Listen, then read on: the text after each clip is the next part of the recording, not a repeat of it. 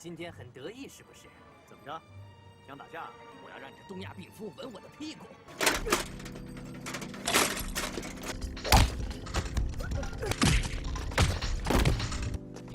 哈哈，走走。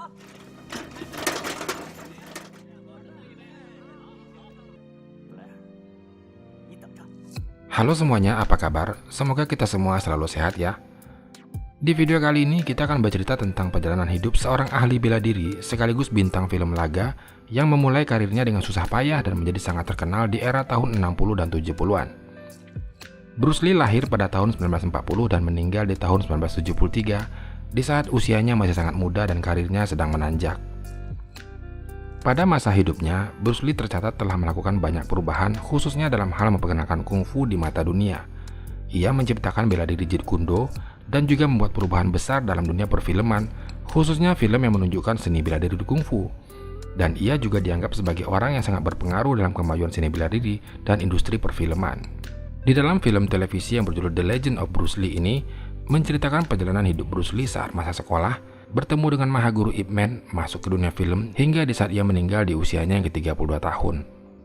Film ini menjadi tambah menarik dengan dihadirkannya Denny Chen sebagai aktor utamanya, yang mana selain perawakannya yang hampir mirip Bruce Lee, ia juga merupakan salah satu penggiat seni bela diri Jeet Kune Do, sehingga tidak sulit baginya untuk memperagakan gerakan seperti Bruce Lee.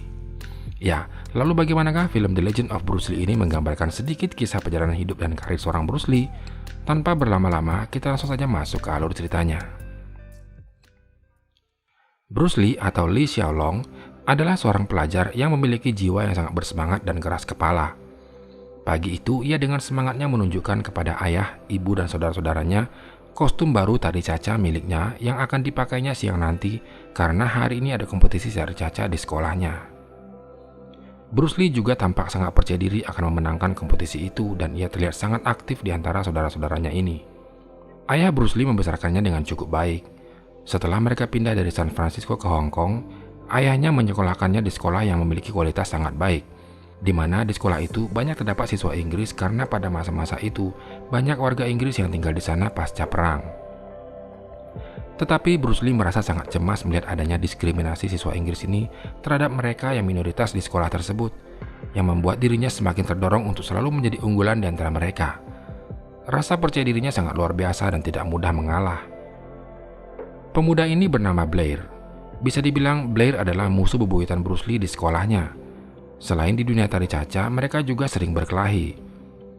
Lalu gadis ini bernama Xiaoman, teman masa kecil sekaligus partner menari Bruce Lee.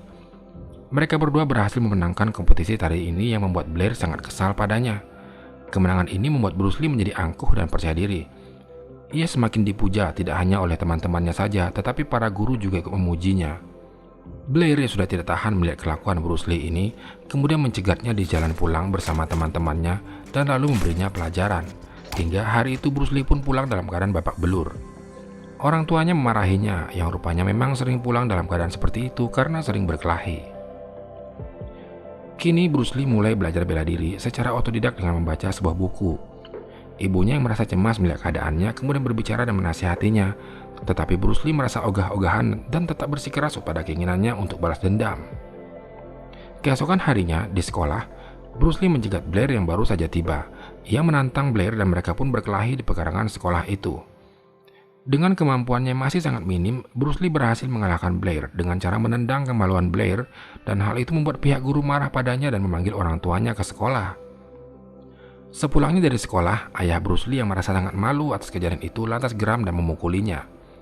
Bruce tidak keberatan menerima hukuman itu dan sebaliknya ia mengatakan lebih baik mati di tangan ayahnya sendiri ketimbang harus mati atas perlakuan para siswa asing tersebut. Dan dari sini, Bruce kemudian menceritakan segala perlakuan dan hinaan yang selama ini telah ia terima. Ia mengatakan bahwa ia sering disebut orang berkulit kuning dan lahir dari seorang pelacur, yang seketika itu membuat ayahnya sedikit bisa merasakan apa yang dirasakan Bruce Lee. Pertemuan Bruce Lee sebelumnya dengan Blair telah membuatnya ingin belajar serius dalam seni bela diri. Ia tampak sangat marah sekaligus sangat serius ingin memiliki kemampuan bela diri. Ia bahkan tidak peduli dengan bujukan kedua temannya ini untuk melupakan saja semua yang sudah terjadi dan memberinya saran untuk tetap fokus pada kompetisi caca yang akan datang selanjutnya. Sebagaimana prestasi Bruce Lee dan Xiaoman dalam tari caca yang cukup terkenal kala itu, telah membuat pamor mereka naik di kalangan para warga Inggris, sehingga malamnya Bruce mengajak Xiaoman untuk mendatangi sebuah klub khusus tari caca. Kedatangan mereka di tempat itu ditolak mentah-mentah oleh pengurus karena tempat itu rupanya hanya diperuntukkan bagi orang-orang Inggris saja. Mereka diusir dari tempat itu. Bruce merasa tambah terhina di saat Blair yang datang ke sana dan kemudian mengejeknya. Keinginan Bruce untuk bisa mengakhiri bela diri semakin meningkat, dan kini ia bahkan mengatakan pada ibunya tidak ingin lagi bersekolah dan ingin serius belajar bela diri saja. Dia sangat senang saat mengetahui pamannya yang bernama Shao sedang dalam perjalanan dari Amerika ke Hong Kong. Bruce merasa memiliki kesempatan untuk belajar bela diri dari pamannya tersebut yang rupanya adalah seorang penggiat bela diri dan cukup terkenal juga di masa itu. Namun ibunya menekankan paman Shao pasti tidak akan setuju juga mengajarinya kalau Bruce tidak mau bersekolah lagi. Kabar paman Shao yang akan segera tiba di Hong Kong tersebut semakin membuat Bruce Lee semangat. Saking senangnya, Bruce bahkan sudah datang ke pelabuhan keesokan paginya untuk menjemput paman Shao bersama ayah dan saudaranya. Di kediaman paman Shao, Bruce menceritakan keinginannya untuk serius belajar bela diri. Walaupun sebenarnya salah satu agenda kedatangan paman Shao ke Hong Kong adalah untuk melihat perkembangan Bruce Lee atas prestasi tari cacanya. Yang konon katanya saat itu, tarian ini sedang banyak diminati dan bahkan sudah menjadi tren baru di dunia barat. Tetapi Bruce mengatakan ia seperti tidak merasa bangga sedikit pun dengan prestasi itu, karena pada kenyataannya ia tetap saja dipandang rendah oleh beberapa teman Inggrisnya. Ia bertekad pada paman Shao untuk belajar bela diri dan melupakan tari caca. Paman Shao mencoba memberitahunya dan bahkan memarahinya yang dari tadi tetap saja ngotot untuk belajar bela diri. Ia bahkan mengambil contoh tentang dirinya sendiri yang walaupun mahir bela diri dan terkenal, tetapi tetap saja ia tidak bisa menghidupi keluarganya dengan kepiawaiannya tersebut, dan malah saat ini ia akan menjual rumahnya untuk biaya pengobatan istri yang sedang sakit. Di lain pertemuan, Bruce masih saja membujuk paman Shao dan menceritakan latar belakang dan keinginan kerasnya itu. Ia merasa khawatir melihat perkembangan yang terjadi di lingkungannya akhir-akhir ini yang semakin tertindas pada warga Inggris.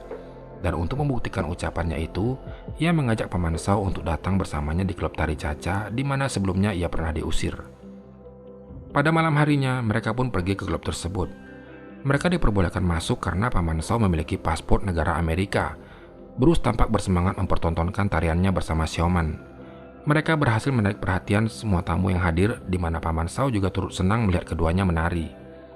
Namun berbeda dengan Blair dan kawan-kawannya, yang mulai muak dengan aksi tarian tersebut dan membuat keributan dengan Bruce. Mereka berkelahi dan mengeroyoknya. Paman Shao yang melihat hal itu juga tidak tinggal diam, ia kemudian menghajar Blair dan kawan-kawannya dengan sangat mudah. Bruce terkesima melihat kemampuan pamannya ini, dan kejadian itu cukup menjadi bukti ucapan Bruce kepadanya bahwa memang ada diskriminasi terhadap orang Cina di kalangan warga Inggris saat itu. Sepulangnya dari sana, paman Shao kemudian menceritakan apa yang barusan terjadi serta pemahamannya terhadap Bruce Lee yang tampaknya belum dipahami betul oleh ayahnya. Paman Shao menjelaskan bagaimana Bruce Lee memiliki tekad yang kuat dan tidak mau dianggap rendah oleh orang lain. Dan kenapa Bruce Lee mempelajari tari caca juga merupakan satu ambisinya untuk membuktikan bahwa ia bisa lebih unggul dari siswa yang lain, dan itu sudah ia buktikan. Paman Shao meyakinkan orang tua Bruce Lee agar Bruce diajari seni bela diri oleh seorang master kungfu yang lebih serius. Ia tidak bisa berjanji mengajari Bruce Lee secara full-time, mengingat dirinya yang akan segera kembali ke Amerika, sehingga paman Shao akan memperkenalkan orang tuanya kepada Master Yi atau Ip Man. Keesokan harinya, Bruce kemudian mendatangi rumah paman Shao dan mendapat pelajaran dasar darinya. Ia sangat serius mempelajari gerakan yang diajarkan padanya, bahkan di saat jam tidur pun ia masih terus berlatih. Hari demi hari ia terus berlatih dengan keras, dan akibat latihan kerasnya ini ia sampai-sampai tertidur di kelas karena sudah sangat lelah dan mengantuk. Orang tua Bruce tampak frustasi setelah menemui gurunya di sekolah karena nilai Bruce Lee yang akhir-akhir ini semakin merosot. Singkat cerita, paman Shao pun kembali lagi ke Amerika. Bruce mendatangi tempat Blair belajar tinju. Ia nekat menantang Blair untuk menguji kemampuannya. Blair menyanggupi permintaannya dan mereka pun beradu di tempat itu, yang tentu saja membuat Bruce Lee kalah telak dan malu atas tindakannya tersebut.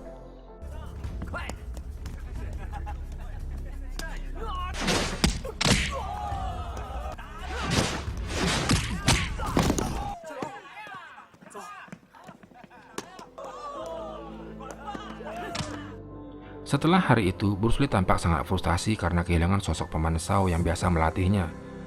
Ia mengurung diri di kamar dan tidak peduli dengan orang tua dan sekolahnya. Di hari kedua, orang tuanya mendatangi dan memarahinya, tetapi Bruce Lee tetap pada pendiriannya untuk serius belajar bela diri dan memaksa orang tuanya untuk mencarikannya seorang pelatih baru. Walaupun ibunya sudah menjelaskan bahwa tidak akan ada masa depan yang baik baginya jika tidak bersekolah, namun ia tidak peduli.